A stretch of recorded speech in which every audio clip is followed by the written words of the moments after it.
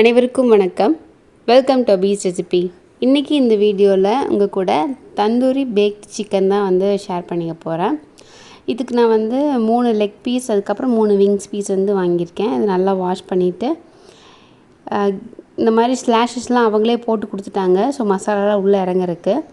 So இதை வந்து நம்ம என்ன பண்ணலாம் அப்படின்னா, ஒரு பாத்திரத்தில் கொஞ்சமாக தண்ணி ஊற்றிக்கலாம். இந்த தண்ணி வந்து கொஞ்சமாக சிக்கன் பீசஸ்லாம் வந்து நல்லா மூழ்கிற அளவுக்கு ஊற்றிக்கோங்க, நிறைய வேண்டாம். அப்புறம் கல்லுப்பு கொஞ்சம் போட்டுக்கோங்க. அதுக்கப்புறம் லெமன் வந்து ஒரு ஹாஃப் லெமன் வந்து நல்லா புழிஞ்சிக்கலாம். புழிஞ்சு லைட்டாக கலக்கிட்டு சிக்கன் பீசஸ்லாம் வந்து இதில் போட்டுடலாம். இந்த ஸ்டெப் வந்து எதுக்காக அப்படின்னா, சிக்கன் நம்மளுக்கு வேக வைக்கும் போது நல்லா ஜூஸியாக ஆகிறதுக்கு, ரொம்ப ஹார்டாக இல்லாமல் இருக்கிறதுக்கு. அதுக்கப்புறம் இந்த சிக்கனோட ஸ்மெல்லெல்லாம் வந்து நம்மளுக்கு எடுத்துரும். மசாலாவுக்கு வந்து மஞ்சத்தூள், மிளகாத்தூள், காரத்துக்கு தகுந்த மாதிரி வந்து வரமிளகாத்தூள் ஆட் பண்ணியிருக்கேன். அப்புறம் கறி மசாலா, கரம் மசாலா, சீரகத்தூள், கொஞ்சமாக பெப்பர் தூள், அப்புறம் மல்லித்தூள், தேவையான அளவு உப்பு சேர்த்திக்கலாம். அப்புறம் தயிர் வந்து நல்லா கெட்டியான தயிராக 2 டேபிள் ஸ்பூன் எடுத்துக்கோங்க. தண்ணிலாம் இதில் சேர்க்க போகிறது கிடையாது.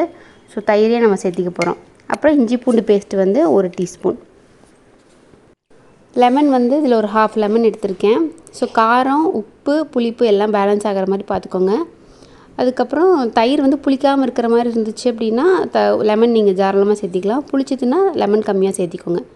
அப்புறம் கஸ்தூரி மேத்தி, இது நல்லா ரெஸ்டாரண்ட் ஸ்டைலில் அந்த ஃபீல் வர்றதுக்கு கஸ்தூரி மேத்தி நல்லா க்ரஷ் பண்ணி இதில் ஆட் பண்ணிக்கலாம். 1 டீஸ்பூன் வந்து நான் சேர்த்திருக்கேன் கஸ்தூரி மேத்தி. நல்லா க்ரஷ் பண்ணி ஆட் பண்ணால் தான் அதோடய ஃப்ளேவர்லாம் நல்லா இறங்கும். இப்போ இது நல்லா வந்து ஒரு ஸ்பூன் வச்சு நல்லா கலக்கிக்கலாம். தண்ணி வந்து தேவைப்பட்டுச்சுன்னா கொஞ்சமாக ட்ராப்பாக ஊற்றிக்கோங்க. இப்போ நல்லா வந்து கெட்டியாக கலக்கியாச்சு. அதுக்கப்புறம் இது கூட தேன் சேர்க்குறேன். நீங்கள் வந்து சுகர் கூட சேர்த்திக்கலாம். தேன் சேர்த்துறீங்க, இனிப்பு சேர்த்துறீங்கன்னா அந்த ஃப்ளேவர் ரொம்ப நல்லாயிருக்கும். டேஸ்ட்டு வந்து அப்படியே ரெஸ்டாரண்ட்டில் சாப்பிட்ற மாதிரி ஃபீல் கிடைக்கும் நம்மளுக்கு. நிறைய சேர்த்தக்கூடாது. 1 டீஸ்பூன் நீங்கள் சேர்த்துனீங்கன்னா போதும். அது சுகராக இருந்தாலும் சரி, இல்லை வந்து தேனாக இருந்தாலும் சரி. இப்போ நல்லா வந்துட்டு மிக்ஸ் பண்ணியாச்சு. இப்போ இதை நல்லா வந்து நம்ம சிக்கன் பீசஸில் நல்லா அப்ளை பண்ணிடலாம். இப்போ ஊற வச்சு நான் ஒரு 15 மினிட்ஸில் எடுத்துட்டேன். இந்த தண்ணியை வந்து நம்ம யூஸ் பண்ண போகிறது கிடையாது. ஸோ பீசஸ் மட்டும் எடுத்து இதில் நல்லா போட்டு நல்லா மேரினேட் பண்ணிடுங்க. ஸோ இந்த மசாலாலாம் நல்லா உள்ளே போகிற மாதிரி பார்த்துக்கோங்க. ரொம்ப உள்ளே போயிடுச்சு அப்படின்னா மசாலா உள்ளே அப்படியே இருக்கிற மாதிரி இருக்கும். ஸோ வெளிப்புறமாக நல்லா தெரிகிற மாதிரி போட்டுக்கோங்க.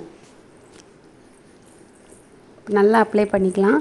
ஸோ இந்த மாதிரி எல்லா பீசஸுமே வந்து போட்டுட்டு இது வந்து ஒரு 1.5 ஹவர்ஸாவது நம்மளுக்கு வந்து ஊறணும். காலையிலே பீசஸ் வாங்கி நீங்கள் இந்த மாதிரி மேரினேட் பண்ணி ஃப்ரிட்ஜில் வச்சுட்டோம் அப்படின்னா ஈவினிங் நம்ம பண்ணோம் அப்படின்னா இன்னும் நல்லாயிருக்கும். இல்லை மினிமம் வந்து நம்மளுக்கு ஒரு 2 ஹவர்ஸாவது வந்து இது ஊறி இருக்கணும். இப்போ வந்து பேக் பண்ணுறதுக்கு நான் கீழே ஒரு ட்ரேயில் இந்த மாதிரி ஷீட் வந்து போட்டுக்கிட்டேன், அலுமினியம் ஃபாயில் ஷீட்டு. அதுக்கப்புறம் மேலே இந்த கிரில் ட்ரே வந்து வச்சுருக்கேன். ஓவனில் வந்து பார்த்திங்கன்னா அந்த கிரில் மோட் செட் பண்ணிக்கிட்டேன். ஒரு 5 மினிட்ஸ் வந்து பிஃபோர் வந்து ப்ரீ ஹீட் பண்ணணும் ஓவனை. ப்ரீ ஹீட் பண்ணதுக்கப்புறமா வந்துட்டு நம்ம அப்ளை பண்ணி வச்சுருக்கிற இந்த மசாலா இருக்கிற சிக்கனை வந்து உள்ளே அப்படியே அந்த பேக்கிங் ட்ரேயில் வச்சிடலாம். இப்போ வந்து நான் ஒரு 2 ஹவர்ஸ் வந்து ஊற வச்சுருக்கேன்.